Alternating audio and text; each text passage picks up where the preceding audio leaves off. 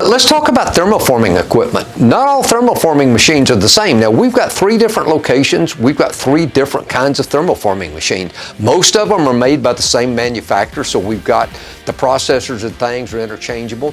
But you've got a single station machine for running lower volumes, and we can show you those at our North Carolina facility. That's if you need 50 or 100 parts at a time. Now, it's going to be much slower. Then you go to a 3-station rotary press. And a 3-station rotary, we're going to load it, we're going to go to a heating station, and then we're going to go to the forming station, and then we're going to come back around. That's one way to do it. Now, that's fast. Maybe that's a 2.5-minute cycle on a certain part.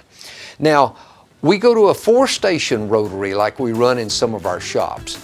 There is a preheat oven before the regular oven. Yes, it takes longer for the thing to rotate, but every time it rotates, it makes more parts. Now, the other thing is platen size. Platen is the size of mold that we can handle. How big a part do you need? We maybe don't want to go on this machine behind me that'll make a 14-foot part if you've got a 2 or 3-foot part. Or maybe you need to make a lot of parts at one time, and we make a multi-cavity mold on this big machine. So that's something, here again, we need to have a conversation and talk about your part, talk about your project.